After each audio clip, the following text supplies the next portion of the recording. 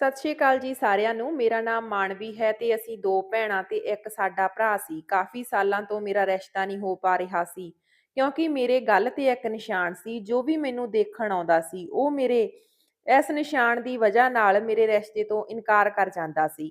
ਲੇਕਿਨ ਹੁਣ ਮੇਰੇ ਮਾਤਾ-ਪਿਤਾ ਨੇ ਫੈਸਲਾ ਕੀਤਾ ਕਿ ਉਹ ਮੇਰੀ ਛੋਟੀ ਭੈਣ ਦਾ ਵਿਆਹ ਕਰ ਦੇਣਗੇ ਕਿਉਂਕਿ ਮੇਰੀ ਉਮਰ 28 ਸਾਲ ਹੋ ਚੁੱਕੀ ਸੀ ਤੇ ਮੇਰੀ ਛੋਟੀ ਭੈਣ ਜ਼ਿਆਦਾ ਖੂਬਸੂਰਤ ਸੀ।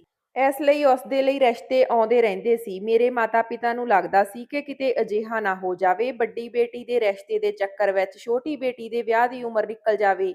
ਮੈਂ ਵੀ ਆਪਣੇ ਮਾਤਾ-ਪਿਤਾ ਨੂੰ ਇਹੀ ਕਿਹਾ ਸੀ ਕਿ ਤੁਸੀਂ ਮੇਰੇ ਬਾਰੇ ਵਿੱਚ ਨਾ ਸੋਚੋ। ਜਦੋਂ ਮੇਰੀ ਕਿਸਮਤ ਵਿੱਚ ਮੇਰਾ ਵਿਆਹ ਹੋਵੇਗਾ, ਉਦੋਂ ਹੋ ਜਾਵੇਗਾ। ਹੁਣ ਤੁਸੀਂ ਮੇਰੀ ਛੋਟੀ ਭੈਣ ਸੁਹਾਣੀ ਦੇ ਲਈ ਰਿਸ਼ਤਾ ਤਲਾਸ਼ ਕਰ ਲਓ ਅਤੇ ਜਲਦ ਤੋਂ ਜਲਦ ਉਸ ਦਾ ਵਿਆਹ ਕਰ ਦੇਵੋ। ਮੇਰੇ ਮਾਤਾ-ਪਿਤਾ ਨੇ ਅਜਿਹਾ ਹੀ ਕੀਤਾ। ਮੇਰੀ ਛੋਟੀ ਭੈਣ ਸੁਹਾਣੀ ਦੇ ਲਈ ਅੱਜ ਬਹੁਤ ਹੀ ਚੰਗਾ ਤੇ ਅਮੀਰ ਪਰਿਵਾਰ ਤੋਂ ਰਿਸ਼ਤਾ ਆਇਆ ਸੀ। ਲੜਕੇ ਵਾਲੇ ਵੀ ਕਾਫੀ ਅਮੀਰ ਲੋਕ ਸੀ। ਉਹਨਾਂ ਦੇ 4 ਬੇਟੇ ਸੀ, ਜਿਨ੍ਹਾਂ ਵਿੱਚੋਂ ਸਭ ਤੋਂ ਛੋਟੇ ਬੇਟੇ ਲਈ ਰਿਸ਼ਤਾ ਆਇਆ ਸੀ। ਬਾਕੀ ਦੇ 3 ਵੱਡੇ ਬੇਟੇ ਪਹਿਲਾਂ ਤੋਂ ਹੀ ਵਿਆਹੇ ਹੋਏ ਸੀ ਅਤੇ ਉਹਨਾਂ ਦੇ ਘਰ ਵਿੱਚ ਉਹਨਾਂ ਦੀ ਮਾਂ ਰਹਿੰਦੀ ਸੀ, ਜਦਕਿ ਪਿਤਾ ਦਾ ਦੇਹਾਂਤ ਹੋ ਚੁੱਕਿਆ ਸੀ। ਮੇਰੀ ਭੈਣ ਸੁਹਾਣੀ ਨੇ ਇਸ ਰਿਸ਼ਤੇ ਦੇ ਲਈ ਹਾਂ ਤਾਂ ਕਹਿ ਦਿੱਤੀ ਸੀ, ਲੇਕਿਨ ਉਹ ਬਹੁਤ ਪਰੇਸ਼ਾਨ ਰਹਿਣ ਲੱਗੀ ਸੀ ਤੇ ਹਮੇਸ਼ਾ ਖੋਈ-ਖੋਈ ਰਹਿੰਦੀ ਸੀ। ਮੇਰੀ ਸਾਰੀ ਫੈਮਿਲੀ ਵਿੱਚੋਂ ਰਿਸ਼ਤੇ ਨੂੰ ਇਨਕਾਰ ਕਰਨ ਦੀ ਕੋਈ ਗੁੰਜਾਇਸ਼ ਹੀ ਨਹੀਂ ਸੀ ਕਿਉਂਕਿ ਲੜਕੇ ਵਾਲੇ ਬਹੁਤ ਚੰਗੇ ਸੀ ਤੇ ਉਹਨਾਂ ਦੇ ਪਰਿਵਾਰ ਵਿੱਚ ਕਿਸੇ ਵੀ ਚੀਜ਼ ਦੀ ਕੋਈ ਕਮੀ ਨਹੀਂ ਸੀ। ਇਸ ਲਈ ਰਿਸ਼ਤੇ ਦੇ ਲਈ ਇਨਕਾਰ ਨਹੀਂ ਹੋ ਸਕਦਾ ਸੀ। ਜੇਕਰ ਉਹ ਇਨਕਾਰ ਕਰਦੀ ਤਾਂ ਵੀ ਮੇਰੇ ਮਾਤਾ-ਪਿਤਾ ਮੇਰੀ ਭੈਣ ਦਾ ਵਿਆਹ ਕਿਤੇ ਹੋਰ ਕਰਵਾ ਦਿੰਦੇ ਕਿਉਂਕਿ ਪਹਿਲਾਂ ਤੋਂ ਹੀ ਮੇਰੇ ਰਿਸ਼ਤੇ ਵਿੱਚ ਕਾਫੀ ਪ੍ਰੋਬਲਮਸ ਆ ਰਹੀਆਂ ਸੀ। ਮੇਰੇ ਪਾਪਾ ਚਾਹੁੰਦੇ ਸੀ ਕਿ ਹੁਣ ਛੋਟੀ ਬੇਟੀ ਦੇ ਰਿਸ਼ਤੇ ਵਿੱਚ ਵੀ ਰੁਕਾਵਟਾਂ ਨਾ ਆ ਜਾਣ, ਲੇਕਿਨ ਹੁਣ ਸੁਹਾਣੀ ਜ਼ਰੂਰਤ ਤੋਂ ਜ਼ਿਆਦਾ ਪਰੇਸ਼ਾਨ ਰਹਿਣ ਲੱਗੀ। ਮੈਂ ਘਰ ਵਿੱਚ ਸਭ ਤੋਂ ਵੱਡੀ ਸੀ। ਮੈਨੂੰ ਆਪਣੇ ਪਰਿਵਾਰ ਦੀ ਸਭ ਤੋਂ ਜ਼ਿਆਦਾ ਫਿਕਰ ਰਹਿੰਦੀ ਸੀ। ਮੈਂ ਆਪਣੀ ਭੈਣ ਤੋਂ ਵਾਰ-ਵਾਰ ਪੁੱਛਿਆ, ਲੇਕਿਨ ਉਸਨੇ ਮੈਨੂੰ ਆਪਣੀ ਪਰੇਸ਼ਾਨ ਹੋਣ ਦੀ ਵਜ੍ਹਾ ਨਾ ਦੱਸੀ। ਦੇਖਦੇ ਹੀ ਦੇਖਦੇ ਵਿਆਹ ਦਾ ਦਿਨ ਵੀ ਕਰੀਬ ਆ ਗਿਆ। ਵਿਆਹ ਵਾਲੇ ਦਿਨ ਜਦੋਂ ਮੈਂ ਆਪਣੀ ਭੈਣ ਦੇ ਕਮਰੇ 'ਚ ਗਈ, ਉਸ ਨੂੰ ਜਗਾਉਣ ਦੇ ਲਈ ਕਿ ਅੱਜ ਉਸ ਦਾ ਵਿਆਹ ਹੈ, ਅੱਜ ਤਾਂ ਉਹ ਘੱਟੋ-ਘੱਟ ਜਲਦੀ ਉੱਠ ਜਾਵੇ। ਪਰ ਮੈਂ ਹੈਰਾਨ ਰਹਿ ਗਈ ਸੀ ਕਿ ਬਿਸਤਰੇ ਤੇ ਤਾਂ ਕੋਈ ਵੀ ਮੌਜੂਦ ਨਹੀਂ ਸੀ, ਬਲਕਿ ਪੂਰੇ ਕਮਰੇ ਵਿੱਚ ਮੈਨੂੰ ਸੁਹਾਣੀ ਕਿਤੇ ਨਜ਼ਰ ਨਹੀਂ ਆ ਰਹੀ ਸੀ। ਬੈੱਡ ਤੇ ਰਜਾਈ ਦੇ ਅੰਦਰ ਸਿਰਹਾਣਿਆਂ ਨੂੰ ਇਸ ਤਰ੍ਹਾਂ ਰੱਖਿਆ ਗਿਆ ਜਿਵੇਂ ਅਸੀਂ ਸਮਝ ਗਏ ਕਿ ਇੱਥੇ ਸੁਹਾਣੀ ਸੁੱਤੀ ਪਈ ਆ। ਇਸ ਦਾ ਮਤਲਬ ਉਹ ਰਾਤ ਨੂੰ ਭੱਜ ਗਈ ਸੀ। ਵਿਆਹ ਦੀਆਂ ਸਾਰੀਆਂ ਤਿਆਰੀਆਂ ਪੂਰੀਆਂ ਹੋ ਚੁੱਕੀਆਂ ਸਨ ਤੇ ਅੱਜ ਮੇਰੀ ਭੈਣ ਦੀ ਬਰਾਤ ਆਉਣ ਵਾਲੀ ਸੀ। ਲੜਕੇ ਵਾਲਿਆਂ ਦਾ ਫੋਨ ਆਇਆ ਕਿ ਉਹ ਲੋਕ ਸ਼ਾਮ ਦੇ ਟਾਈਮ ਤੱਕ ਬਰਾਤ ਲੈ ਕੇ ਸਾਡੇ ਘਰ ਪਹੁੰਚ ਜਾਣਗੇ, ਲੇਕਿਨ ਇੱਥੇ ਤਾਂ ਦੁਲਹਨ ਹੀ ਗਾਇਬ ਹੋ ਗਈ ਸੀ। ਮੇਰੇ ਪਾਪਾ ਵੀ ਸਾਰੇ ਮੁਹੱਲੇ ਵਿੱਚ ਬਹੁਤ ਇੱਜ਼ਤ ਸੀ ਕਿਉਂਕਿ ਸਾਡੀ ਫੈਮਿਲੀ ਬਹੁਤ ਸ਼ਰੀਫ ਸੀ ਤੇ ਮੇਰੇ ਪਾਪਾ ਨੂੰ ਪਰਮਾਤਮਾ ਨੇ 2 ਬੇਟੀਆਂ ਦਿੱਤੀਆਂ ਸੀ, ਲੇਕਿਨ ਫਿਰ ਵੀ ਕਦੇ ਉਹਨਾਂ ਨੇ ਆਪਣੀਆਂ ਬੇਟੀਆਂ ਨੂੰ ਬੇਟੇ ਤੋਂ ਘੱਟ ਨਹੀਂ ਸਮਝਿਆ ਸੀ। ਜਿਵੇਂ ਦਾ ਬਿਹੇਵੀਅਰ ਸਾਡੇ ਭਰਾ ਦੇ ਨਾਲ ਹੁੰਦਾ ਸੀ, ਉਵੇਂ ਹੀ ਸਾਡੇ ਦੋਵਾਂ ਭੈਣਾਂ ਦੇ ਨਾਲ ਕੀਤਾ ਜਾਂਦਾ ਸੀ। ਅਸੀਂ ਦੋਨਾਂ ਭੈਣਾਂ ਨੇ ਹਮੇਸ਼ਾ ਆਪਣੇ ਪਿਤਾ ਦੀ ਇੱਜ਼ਤ ਰੱਖੀ ਸੀ, ਲੇਕਿਨ ਅੱਜ ਨਾ ਜਾਣੇ ਮੇਰੀ ਭੈਣ ਨੂੰ ਕੀ ਹੋ ਗਿਆ ਸੀ ਤੇ ਕੀ ਸੋਚ ਕੇ ਉਹ ਸਾਡੇ ਘਰ ਤੋਂ ਭੱਜ ਗਈ ਸੀ। ਉਹ ਸਾਡੇ ਲਈ ਇੱਕ ਮੈਸੇਜ ਛੱਡ ਕੇ ਗਈ ਸੀ, ਜਿਸ ਵਿੱਚ ਲਿਖਿਆ ਹੋਇਆ ਸੀ ਕਿ ਉਹ ਆਪਣੇ ਪਸੰਦ ਦੇ ਲੜਕੇ ਦੇ ਨਾਲ ਜਾ ਰਹੀ ਆ। ਮੇਰੇ ਮਾਤਾ-ਪਿਤਾ ਬਹੁਤ ਪਰੇਸ਼ਾਨ ਹੋ ਗਏ। ਉਹਨਾਂ ਨੇ ਮੈਨੂੰ ਕਿਹਾ ਕਿ ਮੈਂ ਦੁਲਹਨ ਬਣ ਕੇ ਮੰਡਪ ਤੇ ਬੈਠ ਜਾਵਾਂ, ਲੇਕਿਨ ਜੇ ਮੈਂ ਇਹ ਕੁਰਬਾਨੀ ਦੇਣ ਲਈ ਤਿਆਰ ਹੋ ਵੀ ਜਾਂਦੀ ਤਾਂ ਕੀ ਲੜਕੇ ਵਾਲੇ ਇਸ ਗੱਲ ਦੇ ਲਈ ਮੰਨ ਜਾਂਦੇ? ਉਹ ਲੋਕ ਤਾਂ ਮੇਰੀ ਭੈਣ ਨੂੰ ਪਸੰਦ ਕਰਕੇ ਗਏ ਸੀ। ਫਿਲਹਾਲ ਮੈਨੂੰ ਆਪਣੇ ਮਾਤਾ-ਪਿਤਾ ਦੀ ਇੱਜ਼ਤ ਰੱਖਣੀ ਸੀ, ਇਸ ਲਈ ਮੈਂ ਉਹਨਾਂ ਦੇ ਕਹਿਣ ਤੇ ਦੁਲਹਨ ਬਣ ਕੇ ਮੰਡਪ ਤੇ ਬੈਠ ਗਈ। ਜਦੋਂ ਤੱਕ ਬਰਾਤ ਨਹੀਂ ਆਈ ਸੀ, ਸਭ ਕੁਝ ਨਾਰਮਲ ਸੀ। ਫਿਰ ਮੇਰੀ ਮਾਂ ਨੇ ਲੜਕੇ ਦੀ ਮਾਂ ਨੂੰ ਬੁਲਾਇਆ। ਮੇਰੀ ਮਾਂ ਉਹਨਾਂ ਨੂੰ ਰੋ-ਰੋ ਕੇ ਸਾਰੀਆਂ ਗੱਲਾਂ ਦੱਸ ਰਹੀ ਸੀ ਤੇ ਉਹਨਾਂ ਦੇ ਪੈਰਾਂ ਵਿੱਚ ਡਿੱਗ ਰਹੀ ਸੀ। ਕਹਿਣ ਲੱਗੀ, ਸਾਨੂੰ ਮਾਫ਼ ਕਰ ਦਿਓ, ਅਸੀਂ ਬਹੁਤ ਮਜਬੂਰ ਹਾਂ, ਸਾਡੀ ਇੱਜ਼ਤ ਰੱਖ ਲਓ। ਸਾਡੀ ਵੱਡੀ ਬੇਟੀ ਨੇ ਆਪਣੇ ਨਾਲ ਸਾਡੀ ਵੱਡੀ ਬੇਟੀ ਦੇ ਨਾਲ ਆਪਣੇ ਬੇਟੇ ਦਾ ਵਿਆਹ ਕਰ ਦਿਓ, ਪਲੀਜ਼ ਮੰਨ ਜਾਓ। ਜੇ ਬਰਾਤ ਵਾਪਸ ਚਲੀ ਗਈ ਤਾਂ ਸਾਡੀ ਬਹੁਤ ਬਦਨਾਮੀ ਹੋਵੇਗੀ। ਮੇਰੀ ਮਾਂ ਰੋ ਕੇ ਉਹਨਾਂ ਨੂੰ ਇਹ ਗੱਲ ਦੱਸ ਰਹੀ ਸੀ। ਮੇਰੀ ਭੈਣ ਦੀ ਸੱਸ ਬਹੁਤ ਹੀ ਸ਼ਰੀਫ ਔਰਤ ਸੀ। ਉਹ ਲੋਕਾਂ ਦੀ ਇੱਜ਼ਤ ਦਾ ਬਹੁਤ ਖਿਆਲ ਰੱਖਿਆ ਕਰਦੀ ਸੀ ਤੇ ਭਜਨ ਕੀਰਤਨ ਵਿੱਚ ਵੀ ਜਾਇਆ ਕਰਦੀ ਸੀ। ਉਹਨਾਂ ਨੇ ਮੇਰੀ ਮਾਂ ਦੇ ਮੋਢੇ ਤੇ ਹੱਥ ਰੱਖਿਆ ਤੇ ਕਿਹਾ ਕਿ ਤੁਸੀਂ ਫਿਕਰ ਨਾ ਕਰੋ, ਤੁਹਾਨੂੰ ਪਰੇਸ਼ਾਨ ਹੋਣ ਦੀ ਕੋਈ ਜ਼ਰੂਰਤ ਨਹੀਂ। ਇਸ ਵਿੱਚ ਤੁਹਾਡੀ ਕੋਈ ਗਲਤੀ ਨਹੀਂ। ਤੁਹਾਡੇ ਨਾਲ ਜੋ ਹੋਇਆ ਤੁਹਾਡੀ ਬੇਟੀ ਨੇ ਕੀਤਾ, ਇਸ ਵਿੱਚ ਤੁਹਾਡਾ ਕੋਈ ਕਸੂਰ ਨਹੀਂ। ਤੁਸੀਂ ਫਿਕਰ ਨਾ ਕਰੋ, ਤੁਹਾਡੀ ਵੱਡੀ ਬੇਟੀ ਨੂੰ ਅਸੀਂ ਆਪਣੇ ਘਰ ਦੀ ਬਹੂ ਬਣਾ ਲਵਾਂਗੇ ਤੇ ਮੈਂ ਆਪਣੇ ਬੇਟੇ ਨੂੰ ਚੰਗੀ ਤਰ੍ਹਾਂ ਨਾਲ ਸਮਝਾ ਦਿਆਂਗੀ। ਉਹਨਾਂ ਨੇ ਉਸੇ ਟਾਈਮ ਆਪਣੇ ਬੇਟੇ ਨੂੰ ਮੰਡਪ ਤੋਂ ਉਠਾ ਕੇ ਸਾਈਡ ਤੇ ਲਿਜਾ ਕੇ ਸਾਰੀ ਗੱਲ ਸਮਝਾ ਦਿੱਤੀ। ਫਿਲਹਾਲ ਜਿਵੇਂ ਤਿਵੇਂ ਮੇਰੇ ਵਿਆਹ ਹੋ ਗਿਆ ਤੇ ਮੇਰੇ ਮਾਂ-ਬਾਪ ਦੀ ਇੱਜ਼ਤ ਬਚ ਗਈ ਤੇ ਜਲਦੀ-ਜਲਦੀ ਮੇਰੀ ਵਿਦਾਈ ਵੀ ਕਰ ਦਿੱਤੀ ਗਈ ਤਾਂ ਕਿ ਜ਼ਿਆਦਾ ਦੇਰ ਨਾ ਲੱਗੇ ਤੇ ਲੋਕਾਂ ਨੂੰ ਗੱਲ ਕਰਨ ਦਾ ਮੌਕਾ ਨਾ ਮਿਲੇ। ਮੇਰੇ ਮਾਤਾ-ਪਿਤਾ ਨੇ ਉਹਨਾਂ ਦਾ ਬਹੁਤ ਸਨਮਾਨ ਕੀਤਾ ਤੇ ਉਹਨਾਂ ਲੋਕਾਂ ਨੇ ਸਾਡੀ ਇੱਜ਼ਤ ਰੱਖ ਲਈ। ਮੇਰੇ ਪਾਪਾ ਨੇ ਕਿਹਾ ਕਿ ਸਾਡੀ ਬੇਟੀ ਹਮੇਸ਼ਾ ਤੁਹਾਡਾ ਖਿਆਲ ਰੱਖੇਗੀ। ਮੈਂ ਵੀ ਵਾਅਦਾ ਕੀਤਾ ਕਿ ਜਿਸ ਔਰਤ ਨੇ ਮੇਰੇ ਪਰਿਵਾਰ ਦੀ ਇੱਜ਼ਤ ਬਚਾਈ ਆ, ਮੈਂ ਹਮੇਸ਼ਾ ਉਸ ਦੇ ਨਾਲ ਚੰਗਾ ਬਿਹੇਵ ਰੱਖੂੰਗੀ। ਹਾਲਾਤ ਜਿਵੇਂ ਦੇ ਵੀ ਹੋਣ, ਮੈਂ ਆਪਣੇ ਸਹੁਰੇ ਘਰ ਵਿੱਚ ਨਿਭਾ ਕੇ ਹੀ ਰਹਾਂਗੀ। ਮੈਂ ਵਿਦਾ ਹੋ ਕੇ ਆਪਣੇ ਸਹੁਰੇ ਘਰ ਚਲੀ ਗਈ। ਮੈਂ ਆਪਣੀ ਸੱਸ ਦੀ ਸਭ ਤੋਂ ਛੋਟੇ ਬੇਟੇ ਦੀ ਪਤਨੀ ਬਣ ਗਈ ਸੀ ਅਤੇ ਮੇਰੀ ਸੱਸ ਆਪਣੇ ਛੋਟੇ ਬੇਟੇ ਨੂੰ ਬਹੁਤ ਪਿਆਰ ਕਰਦੀ ਸੀ। ਉਹਨਾਂ ਨੇ ਕਿਹਾ ਸੀ ਕਿ ਤੈਨੂੰ ਪਰੇਸ਼ਾਨ ਹੋਣ ਦੀ ਕੋਈ ਜ਼ਰੂਰਤ ਨਹੀਂ। ਮੇਰੀਆਂ ਤਿੰਨੇ ਵੱਡੀਆਂ ਬਹੂਆਂ ਬਹੁਤ ਅਜੀਬ ਹਨ। ਮੈਂ ਉਹਨਾਂ ਨੂੰ ਪਸੰਦ ਕਰਕੇ ਲਿਆਈ ਸੀ, ਉਹਨਾਂ ਦੀ ਖੂਬਸੂਰਤੀ ਦੇਖ ਕੇ। ਲੇਕਿਨ ਮੈਨੂੰ ਨਹੀਂ ਪਤਾ ਸੀ ਕਿ ਹਮੇਸ਼ਾ ਖੂਬਸੂਰਤੀ ਹੀ ਕੰਮ ਨਹੀਂ ਆਉਂਦੀ। ਵਿਆਹ ਹੋਣ ਤੋਂ ਬਾਅਦ ਉਹਨਾਂ ਨੇ ਆਪਣਾ ਰੰਗ ਦਿਖਾਉਣਾ ਸ਼ੁਰੂ ਕਰ ਦਿੱਤਾ। ਤੂੰ ਆਪਣੀਆਂ ਜਠਾਣੀਆਂ ਦੀਆਂ ਗੱਲਾਂ ਇੱਕ ਗੱਲ ਕੰਨ ਸੁਣ ਕੇ ਦੂਜੇ ਕੰਨ ਵਿੱਚੋਂ ਕੱਢ ਦੇਣਾ। ਇਹ ਤੇਰਾ ਆਪਣਾ ਘਰ ਹੈ ਤੇ ਤੂੰ ਇਸ ਘਰ ਨੂੰ ਹਮੇਸ਼ਾ ਆਪਣਾ ਸਮਝੀ। ਮੈਂ ਵੀ ਬਹੁਤ ਪਰੇਸ਼ਾਨ ਸੀ, ਆਪਣੇ ਮਾਤਾ-ਪਿਤਾ ਦੇ ਲਈ ਵੀ ਤੇ ਆਪਣੀ ਭੈਣ ਦੇ ਲਈ ਵੀ। ਨਾ ਜਾਣੇ ਮੇਰੀ ਭੈਣ ਕਿਸ ਹਾਲਤ ਵਿੱਚ ਹੋਵੇਗੀ ਅਤੇ ਉਸਨੇ ਆਪਣੇ ਇੰਨੇ ਜ਼ਿਆਦਾ ਪਿਆਰ ਕਰਨ ਵਾਲੇ ਮਾਤਾ-ਪਿਤਾ ਦੀ ਇੱਜ਼ਤ ਨੂੰ ਕਿਸ ਤਰ੍ਹਾਂ ਮਿੱਟੀ ਵਿੱਚ ਮਿਲਾ ਦਿੱਤਾ ਸੀ। ਲੇਕਿਨ ਹੁਣ ਮੇਰੀ ਜ਼ਿੰਦਗੀ ਸ਼ੁਰੂ ਹੋ ਗਈ ਸੀ ਤੇ ਮੈਂ ਇਸ ਵਿਆਹ ਦੇ ਲਈ ਬਿਲਕੁਲ ਵੀ ਤਿਆਰ ਨਹੀਂ ਸੀ। ਮੈਨੂੰ ਕੀ ਪਤਾ ਸੀ ਕਿ ਅੱਜ ਮੇਰੀ ਭੈਣ ਦੀ ਜਗ੍ਹਾ ਮੇਰਾ ਵਿਆਹ ਹੋ ਜਾਵੇਗਾ। ਮੈਨੂੰ ਲੱਗਿਆ ਮੇਰੀ ਭੈਣ ਖੁਦ ਹੀ ਭੱਜ ਗਈ ਤੇ ਮੈਨੂੰ ਅੱਗ ਵਿੱਚ ਝੋਕ ਗਈ। ਲੇਕਿਨ ਅਜਿਹਾ ਨਹੀਂ ਹੋਇਆ। ਉਹ ਤਾਂ ਬਦਕਿਸਮਤ ਸੀ ਜੋ ਇੰਨੇ ਚੰਗੇ ਸਹੁਰੇ ਘਰ ਨੂੰ ਲੱਤ ਮਾਰ ਕੇ ਚਲੀ ਗਈ। ਚਾਹੇ ਉਹ ਕਿਸੇ ਵੱਡੇ ਬੰਗਲੇ ਵਿੱਚ ਵੀ ਗਈ ਹੋਵੇ, ਲੇਕਿਨ ਇਹ ਗੱਲ ਇਸ ਲੜਕੇ ਦੇ ਪਰਿਵਾਰ ਵਾਲੇ ਕਦੇ ਨਹੀਂ ਭੁੱਲਣਗੇ ਕਿ ਉਹ ਉਸ ਘਰ ਤੋਂ ਭੱਜ ਕੇ ਆਈ ਹੈ। ਕੱਲ ਨੂੰ ਜੇ ਰੱਬ ਨਾ ਕਰੇ ਕਿ ਉਸ ਨੂੰ ਬੇਟੀ ਦੇ ਦੇਵੇ ਤਾਂ ਉਸ ਨੂੰ ਇਹ ਸਭ ਇਹੀ ਕਹਿਣਗੇ ਕਿ ਤੇਰੀ ਮਾਂ ਆਪਣੇ ਘਰ ਤੋਂ ਭੱਜ ਕੇ ਆਈ ਸੀ ਤੇ ਉਸਨੇ ਤੇਰੇ ਪਿਤਾ ਨਾਲ ਲਵ ਮੈਰਿਜ ਕੀਤੀ ਸੀ। ਲੇਕਿਨ ਘਰ ਤੋਂ ਭੱਜਣ ਵਾਲੀਆਂ ਲੜਕੀਆਂ ਇਸ ਬਾਰੇ ਵਿੱਚ ਸੋਚਦੀਆਂ ਹੀ ਨਹੀਂ। ਇੰਨੀ ਜਿਹੀ ਗੱਲ ਇਨਸਾਨ ਕਿਉਂ ਨਹੀਂ ਸਮਝਦਾ ਕਿ ਮਾਤਾ-ਪਿਤਾ ਸਾਡੇ ਲਈ ਜੋ ਫੈਸਲਾ ਕਰਦੇ ਹਨ, ਉਹ ਫੈਸਲਾ ਬਹੁਤ ਬਿਹਤਰ ਹੁੰਦਾ। ਮੇਰੀ ਸੱਸ ਬਹੁਤ ਚੰਗੀ ਔਰਤ ਸੀ। ਕਹਿੰਦੇ ਹਨ ਕਿ ਜਿਸ ਦੇ ਦਿਲ ਵਿੱਚ ਰੱਬ ਵਸਦਾ ਹੈ, ਉਹ ਇਨਸਾਨ ਬੁਰਾ ਨਹੀਂ ਹੋ ਸਕਦਾ। ਬੁਰਾ ਇਨਸਾਨ ਹਮੇਸ਼ਾ ਉਹੀ ਹੁੰਦਾ ਜੋ ਰੱਬ ਨੂੰ ਭੁੱਲ ਕੇ ਬੈਠਾ ਹੁੰਦਾ। ਮੇਰੀ ਸੱਸ ਸਾਰਾ ਦਿਨ ਪ੍ਰਮਾਤਮਾ ਦੇ ਅੱਗੇ ਹੱਥ ਜੋੜ ਕੇ ਪ੍ਰਾਰਥਨਾ ਕਰਦੀ ਰਹਿੰਦੀ ਸੀ ਤੇ ਹਮੇਸ਼ਾ ਪੂਜਾ ਪਾਠ ਵਿੱਚ ਲੱਗੀ ਰਹਿੰਦੀ ਸੀ। ਮੰਦਿਰ ਵੀ ਜਾਇਆ ਕਰਦੀ ਸੀ ਤੇ ਘਰ ਦੇ ਮਾਮਲਾਤ ਵਿੱਚ ਵੀ ਜ਼ਿਆਦਾ ਨਹੀਂ ਬੋਲਦੀ ਸੀ ਕਿਉਂਕਿ ਉਹ ਆਪਣੀ ਹੀ ਦੁਨੀਆ ਵਿੱਚ ਬਿਜ਼ੀ ਰਹਿੰਦੀ ਸੀ। ਪਤਾ ਨਹੀਂ ਉਹਨਾਂ ਨੂੰ ਦੇਖ ਕੇ ਮੇਰੇ ਦਿਲ ਵਿੱਚ ਇੱਕ ਸਕੂਨ ਜਿਹਾ ਆ ਜਾਂਦਾ ਸੀ। ਲੇਕਿਨ ਇਸ ਘਰ ਵਿੱਚ ਰਹਿੰਦੇ ਹੋਏ ਮੈਂ ਇੱਕ ਗੱਲ ਨੋਟ ਕੀਤੀ ਸੀ ਕਿ ਉਹਨਾਂ ਦੀ ਇਸ ਘਰ ਵਿੱਚ ਇੱਜ਼ਤ ਨਹੀਂ ਸੀ। ਉਹ ਆਪਣੇ ਘਰ ਦੀ ਵੱਡੀ ਸੀ, ਲੇਕਿਨ ਉਹਨਾਂ ਨੂੰ ਕੋਈ ਵੀ ਵੱਡਿਆਂ ਵਾਲੀ ਇੱਜ਼ਤ ਨਹੀਂ ਦਿੰਦਾ ਸੀ। ਘਰ ਦਾ ਕੋਈ ਵੀ ਕੰਮ ਉਹਨਾਂ ਤੋਂ ਪੁੱਛ ਕੇ ਨਹੀਂ ਕੀਤਾ ਜਾਂਦਾ ਸੀ। ਇੱਥੋਂ ਤੱਕ ਕਿ ਉਹਨਾਂ ਦੇ ਬੇਟੇ ਉਹਨਾਂ ਦੇ ਨਾਲ ਬਹੁਤ ਬਦਤਮੀਜ਼ੀ ਕਰਦੇ ਰਹਿੰਦੇ ਸੀ। ਮੇਰੀ ਸੱਸ ਬਲੱਡ ਪ੍ਰੈਸ਼ਰ ਦੀ ਮਰੀਜ਼ ਸੀ। ਕੋਈ ਵੀ ਬੇਟਾ ਉਹਨਾਂ ਦੇ ਖਾਣ ਪੀਣ ਦਾ ਖਿਆਲ ਨਹੀਂ ਰੱਖਦਾ ਸੀ ਤੇ ਨਾ ਹੀ ਉਹਨਾਂ ਨੂੰ ਡਾਕਟਰ ਦੇ ਕੋਲ ਲੈ ਕੇ ਜਾਂਦਾ ਸੀ। ਲੇਕਿਨ ਅੱਜ ਮੈਂ ਘਰ ਵਿੱਚ ਪੂਰੀਆਂ ਬਣਾਈਆਂ ਸੀ। ਮੈਂ ਆਪਣੀ ਸੱਸ ਨੂੰ ਕਿਹਾ, ਤੁਹਾਡੇ ਲਈ ਤਲਿਆ ਹੋਇਆ ਖਾਣਾ ਚੰਗਾ ਨਹੀਂ ਆ, ਮੈਂ ਤੁਹਾਡੇ ਲਈ ਕੁਝ ਹੋਰ ਬਣਾ ਦਿੰਦੀ ਹਾਂ। ਉਹਨਾਂ ਨੇ ਕਿਹਾ ਕਿ ਨਹੀਂ, ਮੈਨੂੰ ਆਦਤ ਨਹੀਂ ਆ, ਜੋ ਬਣਿਆ ਉਹੀ ਖਾ ਲਵਾਂਗੀ। ਪੂਰੀਆਂ ਖਾਣ ਨਾਲ ਮੇਰਾ ਬੀਪੀ ਕੰਟਰੋਲ ਥੋੜੀ ਹੋ ਜਾਵੇਗਾ। ਮੈਨੂੰ ਸਭ ਪਤਾ ਹੈ, ਲੇਕਿਨ ਮੈਂ ਕਿਸੇ ਤੇ ਬੋਝ ਨਹੀਂ ਬਣਨਾ ਚਾਹੁੰਦੀ। ਮੈਂ ਕਿਹਾ, ਮੈਂ ਅਲੱਗ ਤੋਂ ਤੁਹਾਡੇ ਲਈ ਖਾਣੇ ਦਾ ਕੁਝ ਬਣਾ ਦਿੰਦੀ ਹਾਂ, ਤੁਸੀਂ ਫਿਕਰ ਨਾ ਕਰੋ। ਦੂਜਾ ਖਾਣਾ ਬਣਨ ਵਿੱਚ ਜ਼ਿਆਦਾ ਦੇਰ ਨਹੀਂ ਲੱਗੇਗੀ ਅਤੇ ਮੈਂ ਆਪਣੀ ਸੱਸ ਦੇ ਲਈ ਖਾਣਾ ਬਣਾ ਦਿੱਤਾ ਤਾਂ ਮੈਨੂੰ ਥੋੜੀ ਦੇਰ ਹੋ ਗਈ ਸੀ।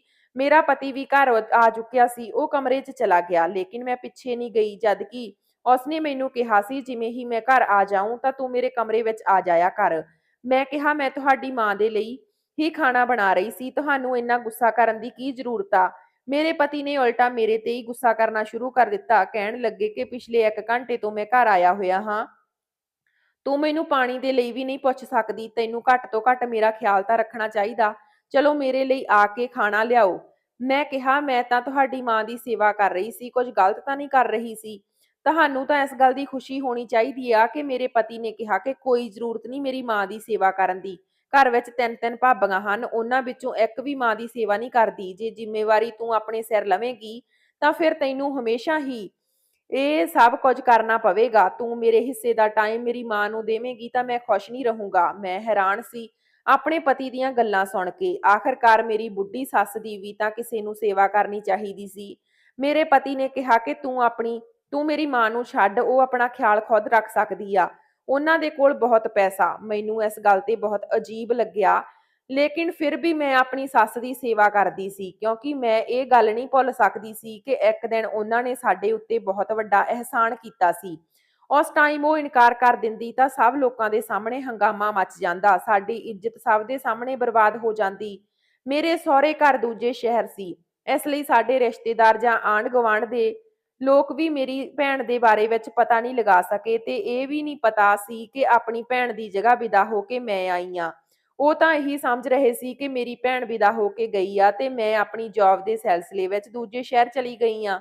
ਮੇਰੇ ਮਾਤਾ-ਪਿਤਾ ਨੇ ਰਿਸ਼ਤੇਦਾਰਾਂ ਤੇ ਮੁਹੱਲੇ ਵਾਲਿਆਂ ਨੂੰ ਵੀ ਕਹਿ ਦਿੱਤਾ ਸੀ ਕਿ ਮੇਰੀ ਭੈਣ ਆਪਣੇ ਪਤੀ ਦੇ ਨਾਲ ਉਸਦੀ ਨੌਕਰੀ ਦੀ ਵਜ੍ਹਾ ਨਾਲ ਵਿਦੇਸ਼ 'ਚ ਸ਼ਿਫਟ ਹੋ ਗਈ ਆ ਤੇ ਮੈਂ ਦੂਜੇ ਸ਼ਹਿਰ ਵਿੱਚ ਬਹੁਤ ਚੰਗੀ ਪੋਸਟਿੰਗ ਤੇ ਜੌਬ ਲੱਗੀ ਗਈ ਆ ਤੇ ਪਰਮਾਨੈਂਟ ਆਪਣੀ ਜੌਬ ਤੇ ਹੀ ਰਹਿਣ ਵਾਲੀ ਆ। ਮੈਂ ਕਾਫ਼ੀ ਪੜ੍ਹੀ ਲਿਖੀ ਸੀ, ਇਸ ਲਈ ਮੇਰੀ ਜੌਬ ਵੀ ਚੰਗੀ ਜਗ੍ਹਾ ਲੱਗ ਗਈ ਸੀ। ਮੇਰੇ ਮਾਤਾ-ਪਿਤਾ ਆਪਣੀ ਇੱਜ਼ਤ ਬਚਾਉਣ ਦੇ ਲਈ ਬਹੁਤ ਝੂਠ ਬੋਲਦੇ ਰਹੇ, ਕਿਉਂਕਿ ਜ਼ਮਾਨੇ ਤਾਂ ਵਜ੍ਹਾ ਮੰਗਦਾ ਹੈ, ਕਿਉਂਕਿ ਲੋਕਾਂ ਨੂੰ ਤਾਂ ਜਵਾਬ ਦੇਣਾ ਹੀ ਪੈਂਦਾ। ਗਰਮੀਆਂ ਦਾ ਮੌਸਮ ਆ ਰਿਹਾ ਸੀ, ਮੇਰੀ ਸੱਸ ਨੇ ਸਭ ਦੇ ਕਮਰਿਆਂ 'ਚ ਏਸੀ ਲਗਵਾ ਦਿੱਤੇ ਸੀ ਤੇ ਸਭ ਨੂੰ ਸ਼ਾਪਿੰਗ ਕਰਨ ਦੇ ਲਈ ਪੈਸੇ ਵੀ ਦੇ ਦਿੱਤੇ ਸੀ। ਜਦੋਂ ਮੇਰੀ ਸੱਸ ਨੇ ਮੈਨੂੰ ਪੈਸੇ ਦਿੱਤੇ ਤਾਂ ਮੈਂ ਕਿਹਾ, ਮੈਨੂੰ ਪੈਸੇ ਨਹੀਂ ਚਾਹੀਦੇ, ਹਾਲੇ ਤਾਂ ਹੁਣੇ ਹੀ ਮੇਰਾ ਵਿਆਹ ਹੋਇਆ ਹੈ, ਮੈਨੂੰ ਪੈਸੇ ਨਹੀਂ ਚਾਹੀਦੇ, ਮੇਰੇ ਕੋਲ ਬਹੁਤ ਸਾਰੇ ਕੱਪੜੇ ਹਨ। ਮੇਰੀ ਜਠਾਣੀ ਨੇ ਕਿਹਾ, ਫਿਰ ਤੇਰੇ ਹਿੱਸੇ ਦੇ ਵੀ ਪੈਸੇ ਮੈਨੂੰ ਦੇ ਦਿਓ, ਕਿਉਂਕਿ ਸਾਡੇ ਵਿਆਹ ਨੂੰ ਤਾਂ ਬਹੁਤ ਟਾਈਮ ਹੋ ਗਿਆ ਤੇ ਸਾਡੇ ਕੋਲ ਇੰਨੇ ਜ਼ਿਆਦਾ ਕੱਪੜੇ ਪਹਿਨਣ ਦੇ ਲਈ ਨਹੀਂ ਹਨ ਜਿੰਨੇ ਤੇਰੇ ਕੋਲ ਹਨ। ਇਹ ਗੱਲ ਕਹਿ ਕੇ ਉਹ ਜ਼ੋਰ-ਜ਼ੋਰ ਨਾਲ ਹੱਸਣ ਲੱਗੀ। ਮੇਰੀ ਸੱਸ ਨੇ ਮੇਰੀ ਜਠਾਣੀ ਨੂੰ ਕਿਹਾ, ਕੋਈ ਗੱਲ ਨਹੀਂ, ਤੂੰ ਫਿਕਰ ਨਾ ਕਰ, ਇਹ ਮਾਨਵੀ ਦੇ ਪੈਸੇ ਹਨ, ਜਦੋਂ ਉਸਨੂੰ ਚਾਹੀਦੇ ਹੋਣਗੇ ਉਹ ਮੇਰੇ ਤੋਂ ਲੈ ਲਵੇਗੀ, ਮੈਂ ਇਹਨਾਂ ਪੈਸਿਆਂ ਨੂੰ ਆਪਣੇ ਕੋਲ ਰੱਖ ਲਵਾਂਗੀ। ਇਸ ਗੱਲ ਤੇ ਮੇਰੀ ਜਠਾਣੀ ਨੇ ਕਿਹਾ ਕਿ ਤੁਹਾਡੇ ਕੋਲ ਤਾਂ ਬਹੁਤ ਕੁਝ ਪਿਆ ਹੋਇਆ ਹੈ, ਲੇਕਿਨ ਪਤਾ ਨਹੀਂ ਸੇਫ ਹੈ ਵੀ ਜਾਂ ਨਹੀਂ। ਇੰਨਾ ਕਹਿ ਕੇ ਉਹ ਆਪਣੇ ਕਮਰੇ 'ਚ ਚਲੀ ਗਈ। ਮੇਰੀਆਂ ਤਿੰਨੇ ਜਠਾਣੀਆਂ ਮੇਰੀ ਸੱਸ ਨੂੰ ਕਿਸੇ ਨਾ ਕਿਸੇ ਗੱਲ ਤੇ ਤਾਨੇ ਮਾਰਦੀਆਂ ਰਹਿੰਦੀਆਂ ਸੀ। ਮੈਂ ਆਪਣੀ ਸੱਸ ਨੂੰ ਕਿਹਾ, ਤੁਸੀਂ ਕਿਉਂ ਇਹਨਾਂ ਲੋਕਾਂ ਦੀਆਂ ਗੱਲਾਂ ਸੁਣਦੇ ਰਹਿੰਦੇ ਹੋ? ਤੁਸੀਂ ਇਸ ਘਰ ਦੀ ਵੱਡੀ ਹੋ ਤੇ ਇਹਨਾਂ ਲੋਕਾਂ ਨੂੰ ਜਵਾਬ ਕਿਉਂ ਨਹੀਂ ਦਿੰਦੇ? ਉਹਨਾਂ ਨੇ ਕਿਹਾ, ਮੈਨੂੰ ਜਵਾਬ ਦੇਣ ਦੀ ਆਦਤ ਨਹੀਂ ਆ, ਮੈਂ ਸਭ ਕੁਝ ਚੁੱਪ ਕਰਕੇ ਸਹਿਣ ਸਹਿਣ ਕਰਦੀ ਰਹਿੰਦੀ ਆ। ਇਹਨਾਂ ਸਭ ਦੀ ਖੁਸ਼ਕਿਸਮਤੀ ਸਮਝੋ ਜਾਂ ਮੇਰੀ ਬਦਕਿਸਮਤੀ ਕਿ ਤੇਰਾ ਸਹੁਰਾ ਇਹਨਾਂ ਦੇ ਵਿਆਹ ਤੋਂ ਪਹਿਲਾਂ ਹੀ ਇਸ ਦੁਨੀਆ ਤੋਂ ਚਲੇ ਗਏ, ਨਹੀਂ ਤਾਂ ਅੱਜ ਇਹਨਾਂ ਲੋਕਾਂ ਨੇ ਮੇਰੇ ਸਾਹਮਣੇ ਬੋਲਣ ਦੀ ਹਿੰਮਤ ਵੀ ਨਹੀਂ ਹੋਣੀ ਸੀ। ਤੇਰਾ ਸਹੁਰਾ ਸਾਹਿਬ ਇਹਨਾਂ ਲੋਕਾਂ ਨੂੰ ਚੰਗੀ ਤਰ੍ਹਾਂ ਨਾਲ ਠੀਕ ਕਰ ਦਿੰਦੇ, ਉਹ ਬਹੁਤ ਹੀ ਜ਼ਿਆਦਾ ਕੜਕ ਇਨਸਾਨ ਸੀ। ਬਸ ਇਸ ਦੁਨੀਆ ਤੋਂ ਜਲਦੀ ਚਲੇ ਗਏ। ਸਾਰੀ ਜ਼ਿੰਦਗੀ ਉਹਨਾਂ ਨੇ ਪੈਸੇ ਕਮਾਏ, ਜਦੋਂ ਘਰ ਬੈਠਣ ਦਾ ਵਕਤ ਆਇਆ ਤਾਂ ਸੁੱਖ ਨਹੀਂ ਪਾ ਸਕੇ। ਹੁਣ ਤਾਂ ਇਹ ਬੱਚੇ ਇਸ ਕਦਰ ਵਿਗੜੇ ਹੋਏ ਹਨ ਕਿ ਮੇਰੀ ਗੱਲ ਵੀ ਨਹੀਂ ਸੁਣਦੇ, ਇਸ ਲਈ ਮੈਂ ਇਹਨਾਂ ਦੇ ਮੈਟਰ ਵਿੱਚ ਕਦੇ ਨਹੀਂ ਬੋਲਦੀ। ਲੇਕਿਨ ਇੱਕ ਗੱਲ ਜ਼ਰੂਰ ਠੀਕ ਹੈ, ਮੇਰੀਆਂ ਤਿੰਨੋਂ ਜਠਾਣੀਆਂ ਦੇ ਕੋਲ ਹਾਲੇ ਤੱਕ ਕੋਈ ਔਲਾਦ ਨਹੀਂ ਸੀ। ਉਹਨਾਂ ਦਾ ਵਿਆਹ ਮੇਰੇ ਵਿਆਹ ਤੋਂ ਕਾਫੀ ਸਾਲ ਪਹਿਲਾਂ ਹੋ ਚੁੱਕਿਆ ਸੀ। ਮੈਂ ਆਪਣੇ ਪਤੀ ਤੋਂ ਚੋਰੀ ਆਪਣੀ ਸੱਸ ਦੀ ਸੇਵਾ ਕਰਦੀ ਸੀ ਤੇ ਉਹਨਾਂ ਦੇ ਕਮਰੇ ਵਿੱਚ ਉਹਨਾਂ ਨਾਲ ਗੱਲ ਕਰਨ ਦੇ ਲਈ ਜਾਇਆ ਕਰਦੀ ਸੀ ਕਿ ਕਿਤੇ ਮੇਰੇ ਪਤੀ ਨੂੰ ਪਤਾ ਨਾ ਚੱਲ ਜਾਵੇ। ਲੇਕਿਨ ਇੱਕ ਦਿਨ ਉਹ ਅਚਾਨਕ ਘਰ ਆ ਗਏ ਤਾਂ ਮੈਂ ਆਪਣੀ ਸੱਸ ਦੇ ਕਮਰੇ ਵਿੱਚ ਮੌਜੂਦ ਸੀ ਤੇ ਉਸਦੇ ਪੈਰ ਦਬਾ ਰਹੀ ਸੀ। ਮੇਰੀ ਸੱਸ ਨੇ ਮੈਨੂੰ ਕਿਹਾ ਕਿ ਤੂੰ ਫੌਰਨ ਆਪਣੇ ਕਮਰੇ ਵਿੱਚ ਚਲੀ ਜਾ, ਵਰਨਾ ਤੇਰਾ ਪਤੀ ਆਉਂਦੇ ਹੀ ਤੈਨੂੰ ਬੁਰੀ ਤਰ੍ਹਾਂ ਨਾਲ ਡਾਂਟੇਗਾ। ਮੈਂ ਸੋਚ ਰਹੀ ਸੀ, ਡਾਂਟ ਤਾਂ ਮੈਨੂੰ ਜ਼ਰੂਰ ਪਵੇਗੀ। ਜਿਵੇਂ ਹੀ ਮੈਂ ਆਪਣੇ ਕਮਰੇ ਵਿੱਚ ਗਈ ਤਾਂ ਮੇਰੇ ਪਤੀ ਨੇ ਕਿਹਾ, ਜਿੰਨੀ ਚਲਾਕ ਤੂੰ ਹੈ ਉਨੀ ਚਲਾਕ ਤੂੰ ਲੱਗਦੀ ਨਹੀਂ, ਲੇਕਿਨ ਤੂੰ ਬਹੁਤ ਚਲਾਕ ਆ। ਮੈਂ ਕਿਹਾ, ਤੁਹਾਡਾ ਕੀ ਮਤਲਬ? ਤਾਂ ਮੇਰੇ ਪਤੀ ਨੇ ਕਿਹਾ ਕਿ ਤੂੰ ਮੇਰੀ ਮਾਂ ਦੀ ਸੇਵਾ ਇਸ ਲਈ ਕਰ ਰਹੀ ਆ ਕਿਉਂਕਿ ਤੈਨੂੰ ਵੀ ਪਤਾ ਚੱਲ ਗਿਆ ਕਿ ਸਾਰੀ ਸੰਪਤੀ ਮੇਰੀ ਮਾਂ ਦੇ ਨਾਮ ਤੇ ਆ। ਉਹ ਜਲਦੀ ਹੀ ਆਪਣੀ ਵਸੀਅਤ ਲਿਖਵਾਉਣ ਜਾ ਰਹੀ ਆ। ਇਹ ਗੱਲ ਤੋਂ ਮੈਂ ਆਪਣੇ ਪਤੀ ਨੂੰ ਕਿਹਾ ਕਿ ਅਜਿਹਾ ਕੋਈ ਗੱਲ ਨਹੀਂ ਆ, ਤੁਹਾਨੂੰ ਗਲਤਫਹਿਮੀ ਹੋ ਰਹੀ ਆ। ਮੈਂ ਉਹਨਾਂ ਦੀ ਸੇਵਾ ਸਿਰਫ ਇਸ ਲਈ ਕਰਦੀ ਹਾਂ ਕਿਉਂਕਿ ਉਹਨਾਂ ਨੇ ਸਾਡੇ ਉੱਤੇ ਬਹੁਤ ਵੱਡਾ ਅਹਿਸਾਨ ਕੀਤਾ। ਮੇਰੇ ਪਤੀ ਨੇ ਕਿਹਾ, ਇਸ ਵਿੱਚ ਤੇਰਾ ਕੋਈ ਕਸੂਰ ਨਹੀਂ। ਇਸ ਗੱਲ ਤੇ ਮੈਂ ਰਾਹਤ ਦੀ ਸਾਹ ਲਈ। ਚਲੋ, ਮੇਰੇ ਪਤੀ ਨੂੰ ਕੋਈ ਗੱਲ ਤਾਂ ਚੰਗੀ ਕਹੀ, ਇਸ ਵਿੱਚ ਮੇਰਾ ਕੋਈ ਕਸੂਰ ਨਹੀਂ। ਮੇਰਾ ਪਤੀ ਇਸ ਗੱਲ ਨੂੰ ਮੰਨਦਾ ਸੀ। ਮੈਨੂੰ ਲੱਗ ਰਿਹਾ ਸੀ ਹਰ ਗੱਲ ਤੇ ਲਈ ਮੈਨੂੰ ਹੀ ਕਸੂਰਵਾਰ ਠਹਿਰਾਇਆ ਜਾਵੇਗਾ। ਮੇਰੇ ਭੈਣ ਦੇ ਨਾਮ ਤੇ ਕੋਈ ਕਾਲ ਆਈ ਸੀ ਤੇ ਨਾ ਹੀ ਉਸ ਦੇ ਬਾਰੇ ਵਿੱਚ ਸਾਨੂੰ ਕੋਈ ਖਬਰ ਮਿਲੀ ਸੀ। ਉਸਨੇ ਗੱਲ ਕਰਨ ਦੀ ਕੋਸ਼ਿਸ਼ ਵੀ ਨਹੀਂ ਕੀਤੀ ਸੀ। ਇਹੀ ਸਭ ਸੋਚ-ਸੋਚ ਕੇ ਮੈਨੂੰ ਰੋਣਾ ਆ ਜਾਂਦਾ ਸੀ। ਉਹ ਤਾਂ ਮੁੜ ਕੇ ਦੁਬਾਰਾ ਵਾਪਸ ਨਹੀਂ ਆਈ। ਇੱਕ ਦਿਨ ਮੇਰੇ ਵੱਡੇ ਜੇਠ ਦੇ ਕਮਰੇ ਵਿੱਚੋਂ ਲੜਾਈ ਦੀਆਂ ਆਵਾਜ਼ਾਂ ਆ ਰਹੀਆਂ ਸੀ। ਇੱਥੋਂ ਤੱਕ ਕਿ ਮੇਰੇ ਪਤੀ ਦੀ ਵੀ ਅੱਖ ਖੁੱਲ ਗਈ। ਉਹਨਾਂ ਨੇ ਕਿਹਾ ਕਿ ਇਹ ਸਭ ਤਾਂ ਇੱਥੇ ਰੋਜ਼ ਦਾ ਕੰਮ ਆ।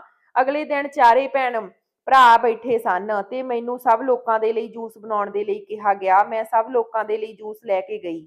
ਮੈਂ ਸੁਣਿਆ ਕਿ ਉਹ ਵਸੀਅਤ ਦੇ ਬਾਰੇ ਵਿੱਚ ਗੱਲ ਕਰ ਰਹੇ ਸੀ। ਰਾਤ ਦੇ ਟਾਈਮ ਤੇ ਉਹ ਲੋਕ ਮੇਰੀ ਸੱਸ ਦੇ ਕਮਰੇ 'ਚ ਚਲੇ ਗਏ ਤੇ ਉਹਨਾਂ ਨਾਲ ਕਿਸੇ ਗੱਲ ਤੇ ਪੂਰੀ ਤਰ੍ਹਾਂ ਨਾਲ ਬਹਿਸ ਕਰ ਰਹੇ ਸੀ। ਅਜਿਹਾ ਲੱਗਦਾ ਸੀ ਜਿਵੇਂ ਉਹ ਲੋਕ ਆਪਣੀ ਮਾਂ ਨੂੰ ਮਾਰ ਦੇਣਗੇ। ਮੇਰੀ ਸੱਸ ਨੇ ਕਿਹਾ ਕਿ ਮੈਂ ਮਰ ਤਾਂ ਨਹੀਂ ਰਹੀ, ਜੋ ਤੁਸੀਂ ਵਸੀਅਤ ਲਿਖਵਾਉਣ ਦੀ ਇੰਨੀ ਜਲਦੀ ਕਰ ਰਹੇ ਹੋ, ਤੁਹਾਨੂੰ ਸ਼ਰਮ ਨਹੀਂ ਆਉਂਦੀ ਇਸ ਤਰ੍ਹਾਂ ਦੀਆਂ ਗੱਲਾਂ ਕਰਦੇ ਹੋਏ? ਸਭ ਕੁਝ ਤੁਹਾਡਾ ਹੀ ਤਾਂ ਹੈ। ਮੇਰੇ ਤਿੰਨੋਂ ਜੇਠ ਅਤੇ ਉਹਨਾਂ ਦੀਆਂ ਪਤਨੀਆਂ ਤਾਂ ਮੇਰੀ ਸੱਸ ਨੂੰ ਇਹੀ ਕਹਿੰਦੀਆਂ ਸੀ ਕਿ ਆਪਣੇ ਜਿਉਂਦੇ ਜੀ ਤੁਸੀਂ ਸਾਡਾ ਹਿੱਸਾ ਲਿਖ ਕੇ ਦੇ ਦਿਓ, ਨਹੀਂ ਤਾਂ ਬਾਅਦ ਵਿੱਚ ਬਹੁਤ ਪਰੇਸ਼ਾਨੀਆਂ ਹੋਣਗੀਆਂ। ਹਾਲੇ ਤਾਂ ਤੁਹਾਡੇ ਸਾਈਨ ਕਰਨ ਤੇ ਸਭ ਕੁਝ ਠੀਕ ਹੋ ਜਾਵੇਗਾ, ਬਾਅਦ ਵਿੱਚ ਸਭ ਭਰਾ ਆਪਸ ਵਿੱਚ ਬੁਰੀ ਤਰ੍ਹਾਂ ਲੜਦੇ ਰਹਿਣਗੇ ਤੇ ਬਹੁਤ ਸਾਰੀਆਂ ਪਰੇਸ਼ਾਨੀਆਂ ਖੜੀਆਂ ਹੋ ਜਾਣਗੀਆਂ। ਜੇ ਸਾਡੇ ਪਿਤਾ ਜਿੰਦਾ ਹੁੰਦੇ ਤਾਂ ਹੁਣ ਤੱਕ ਇਹ ਸਭ ਕੁਝ ਕਰ ਚੁੱਕੇ ਹੁੰਦੇ। ਮੇਰੀ ਸੱਸ ਨੇ ਕਿਹਾ ਕਿ ਪਿਤਾ ਜੀ ਹੁੰਦੇ ਤਾਂ ਤੁਸੀਂ ਸਭ ਲੋਕਾਂ ਦੇ ਮੂੰਹ ਤੇ ਥੱਪੜ ਮਾਰ ਦਿੰਦੇ ਤੇ ਕਹਿੰਦੇ ਕਿ ਤੁਹਾਡੀ ਮਾਂ ਜਿਉਂਦੀ ਹੈ ਤੇ ਤੁਹਾਨੂੰ ਵਸੀਅਤ ਦੀ ਪਈ ਆ। ਮੈਂ ਸਾਰਾ ਘਰ ਚਲਾ ਰਹੀ ਹਾਂ, ਤੁਹਾਡੇ ਸਾਰੇ ਚੰਗੇ ਬੁਰੇ ਖਰਚੇ ਉਠਾ ਰਹੀ ਹਾਂ। ਘਰ ਦੇ ਰਾਸ਼ਨ ਦੇ ਵੀ ਸਾਰੇ ਪੈਸਿਆਂ ਨਾਲ ਮੇਰੇ ਪੈਸਿਆਂ ਨਾਲ ਹੀ ਆਉਂਦਾ। ਤੁਸੀਂ ਕਦੇ ਘਰ ਵਿੱਚ 1 ਰੁਪਈਆ ਵੀ ਖਰਚ ਨਹੀਂ ਕੀਤਾ। ਹਰ ਵਕਤ ਤੁਸੀਂ ਆਪਣੀ ਫੈਮਿਲੀ ਤੇ ਹੀ ਖਰਚ ਕਰਦੇ ਹੋ। ਕਦੇ ਕਿਸੇ ਨੇ ਮੇਰਾ ਵੀ ਖਿਆਲ ਨਹੀਂ ਕੀਤਾ ਤੇ ਮੈਂ ਹਾਂ ਕਿ ਤੁਹਾਡਾ ਹਮੇਸ਼ਾ ਤੁਹਾਡਾ ਹੀ ਖਿਆਲ ਕਰਦੀ ਰਹਿੰਦੀ ਹਾਂ। ਫਿਰ ਵੀ ਤੁਸੀਂ ਅੱਜ ਮੇਰੇ ਸਾਹਮਣੇ ਖੜੇ ਹੋ ਤੇ ਮੈਨੂੰ ਇਸ ਤਰ੍ਹਾਂ ਦੀਆਂ ਗੱਲਾਂ ਸੁਣਾ ਰਹੇ ਹੋ। ਪਹਿਲਾਂ ਤਾਂ 30-40 ਹਜ਼ਾਰ ਘਰ ਵਿੱਚ ਖਰਚ ਚੱਲਦਾ ਸੀ, ਹੁਣ ਤਾਂ ਲਗਭਗ ਲੱਖ ਰੁਪਏ ਤੋਂ ਵੀ ਜ਼ਿਆਦਾ ਖਰਚ ਕਰਨ ਤੇ ਵੀ ਘਰ ਦਾ ਖਰਚ ਨਹੀਂ ਚੱਲਦਾ। ਮੇਰੀ ਸੱਸ ਬਹੁਤ ਪੜ੍ਹੀ ਲਿਖੀ ਔਰਤ ਸੀ ਤੇ ਬਹੁਤ ਚੰਗੀ ਸੋਚ ਰੱਖਣ ਵਾਲੀ ਸੀ। ਉਹਨਾਂ ਨੇ ਆਪਣੇ ਬੇਟੇ ਨੂੰ ਸਿੱਧੀ ਗੱਲ ਕਰ ਦਿੱਤੀ। ਉਹਨਾਂ ਦੀ ਗੱਲ ਸੁਣ ਕੇ ਉਹਨਾਂ ਦੇ ਬੇਟੇ ਚੁੱਪ ਹੋ ਗਏ। ਮੈਂ ਇਸ ਮੈਟਰ ਵਿੱਚ ਬੋਲਣ ਲੱਗੀ ਤਾਂ ਮੇਰੇ ਪਤੀ ਕਹਿਣ ਲੱਗੇ ਕਿ ਤੈਨੂੰ ਜ਼ਿਆਦਾ ਬੋਲਣ ਦੀ ਜ਼ਰੂਰਤ ਨਹੀਂ, ਭਾਬੀਆਂ ਨੂੰ ਦੇਖ, ਹਰ ਗੱਲ ਤੇ ਆਪਣੇ ਪਤੀ ਦਾ ਸਾਥ ਦਿੰਦੀਆਂ ਹਨ ਤੇ ਤੂੰ ਮੇਰੀ ਮਾਂ ਦੀ ਨੌਕਰਾਣੀ ਬਣ ਕੇ ਰਹਿ ਗਈ ਆਂ। ਅਜਿਹਾ ਲੱਗਦਾ ਹੈ ਸ਼ਾਇਦ ਤੇਰੀ ਭੈਣ ਤੇਰੇ ਨਾਲੋਂ ਜ਼ਿਆਦਾ ਸਮਝਦਾਰ ਹੋਵੇਗੀ। ਤੇਰੇ ਨਾਲੋਂ ਵਿਆਹ ਕਰਨ ਨਾਲੋਂ ਚੰਗਾ ਹੈ ਕਿ ਮੈਂ ਤੇਰੀ ਭੈਣ ਨਾਲ ਹੀ ਵਿਆਹ ਕਰ ਲੈਂਦਾ। ਅਸੀਂ ਦੋਨੋਂ ਪਤੀ ਪਤਨੀ ਇਸ ਗੱਲ ਨੂੰ ਲੈ ਕੇ ਖੂਬ ਬਹਿਸ ਰਹੇ ਸੀ ਅਤੇ ਬਸ ਇਸ ਛੋਟੀ ਜਿਹੀ ਲੜਾਈ ਬਹੁਤ ਜ਼ਿਆਦਾ ਬਣ ਕੇ ਵੱਡੀ ਬਣ ਗਈ। ਉਹਨਾਂ ਲੋਕਾਂ ਨੇ ਜ਼ਬਰਦਸਤੀ ਆਪਣੀ ਮਾਂ ਨੂੰ ਇਨਸਲਟ ਕਰਨਾ ਸ਼ੁਰੂ ਕਰ ਦਿੱਤਾ ਤੇ ਉਹ ਤੰਗ ਆ ਕੇ ਖੁਦ ਹੀ ਆਪਣੀ ਜਾਇਦਾਦ ਆਪਣੇ ਬੇਟਿਆਂ ਦੇ ਨਾਮ ਕਰ ਦੇਵੇ। ਘਰ ਵਿੱਚ ਹਰ ਰੋਜ਼ ਲੜਾਈ ਝਗੜਾ ਹੋਣ ਲੱਗਿਆ। ਮੇਰੀ ਸੱਸ ਨੇ ਕਿਹਾ ਜਦੋਂ ਤੱਕ ਮੈਂ ਜਿਉਂਦੀ ਹਾਂ ਉਦੋਂ ਤੱਕ ਅਜਿਹਾ ਨਹੀਂ ਹੋਵੇਗਾ। ਮੈਂ ਆਪਣੇ ਜਿਉਂਦੇ ਜੀ ਤੁਹਾਡੇ ਲੋਕਾਂ ਦੇ ਨਾਮ ਕੁਝ ਵੀ ਨਹੀਂ ਕਰਾਂਗੀ। ਘਰ ਵਿੱਚ ਪਰੇਸ਼ਾਨੀਆਂ ਵਾਲਾ ਮਾਹੌਲ ਹੋ ਗਿਆ ਸੀ। ਮੈਂ ਪਰੇਸ਼ਾਨ ਰਹਿਣ ਲੱਗੀ ਸੀ ਤੇ ਮੇਰੀ ਸੱਸ ਵੀ ਪਰੇਸ਼ਾਨ ਸੀ। ਮੇਰੀ ਸੱਸ ਨੇ ਕਿਹਾ ਕਿ ਮੇਰਾ ਦਿਲ ਕਰ ਰਿਹਾ ਕਿ ਮੈਂ ਆਪਣੇ ਬੇਟਿਆਂ ਨੂੰ ਕੁਝ ਨਾ ਦੇਵਾਂ ਕਿਉਂਕਿ ਇਹ ਲੋਕ ਕਿਸੇ ਵੀ ਚੀਜ਼ ਦੇ ਕਾਬਲ ਨਹੀਂ। ਮੇਰੀ ਸੱਸ ਨੇ ਆਪਣੇ ਬੇਟਿਆਂ ਨੂੰ ਕਿਹਾ ਕਿ ਮੇਰੇ ਪਤੀ ਨੇ ਇਹ ਸਭ ਕੁਝ ਬਣਾਇਆ ਹੈ, ਤੁਸੀਂ ਨਹੀਂ ਬਣਾਇਆ। ਤੁਹਾਨੂੰ ਘਰ ਮਿਲ ਰਿਹਾ ਏ, ਖਾਣ ਪੀਣ ਨੂੰ ਮਿਲ ਰਿਹਾ, ਇਹੀ ਲੋਕ ਤੁਹਾਡੇ ਲੋਕਾਂ ਦੇ ਲਈ ਕਾਫੀ ਆ।